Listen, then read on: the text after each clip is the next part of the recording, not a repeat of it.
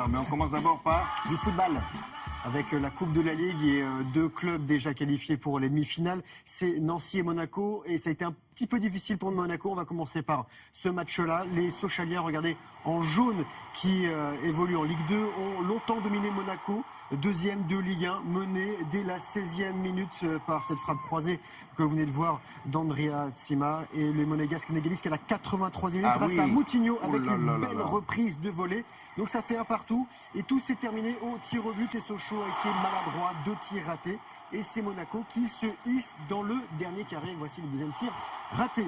Nancy, de son côté, disputait sa deuxième demi-finale de Coupe de la Ligue. La première remonte à 2006. Victoire 2-0 à Nantes, but de Dalé et Cuffon. En 2006, les Lorrains avaient remporté cette compétition.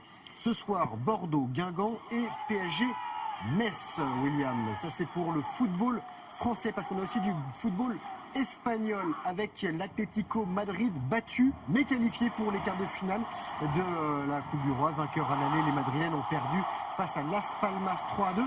Mais il y a eu quand même un petit but français du côté de l'Espagne avec Griezmann qui s'est offert donc ce beau but. L'Atlético qui a remporté cette Coupe du Roi en 2013. Du foot anglais pour terminer, Manchester United proche de la finale de la League Cup. Les Red Devils battent Hull City 2-0 en demi-finale aller, but de Mata et tête de Fellaini. Match retour le 26 janvier. Voilà, vous savez tout sur le football. Hein. Vous êtes totalement calé maintenant. Ça, on sait tout jusqu'à c'est pour la journée. Avec votre café, avec les collègues pour en parler. Moi, on parle souvent de ça. On ne sait jamais. Ouais. Voilà. Mais on va beaucoup parler de handball prochainement, William. Ça occupe bien nos journées, le football. Le football. Surtout derrière les caméras. Oui.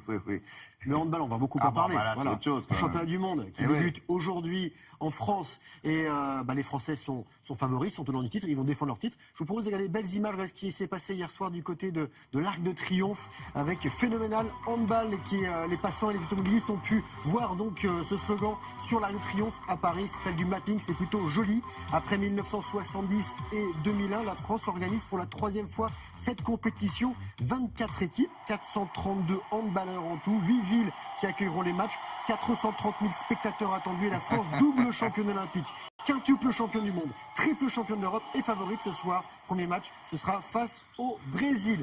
Un petit peu de basket, Villeurbanne en noir et blanc battu par les Lettons de Ventspils. C'était la 12e journée de phase de poule de la Ligue des Champions, défaite 77-72. L'Asvel qui reste leader de son groupe avec 9 succès, 3 défaites. On va changer totalement de terrain du ski. Slalom nocturne à Flaraos, c'est en Autriche. La meilleure tricolore termine à la 25e place. C'est Nastasia Nolins ici en action.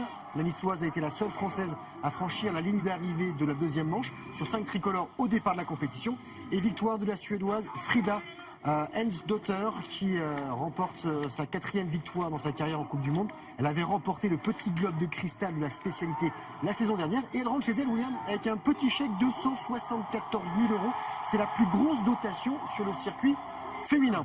L'Open d'Australie débute lundi. Benoît Paire est déjà en Australie, mais il est du côté de Sydney et il a été éliminé au premier tour. Demi-finaliste à Chennai la semaine passée, le Français 46e mondial a perdu en 3-7 face à un local de l'étape, un jeune garçon qui s'appelle Alex Deminor, qui a 17 ans, qui est 333e mondial. Il a quel âge? 17 ans.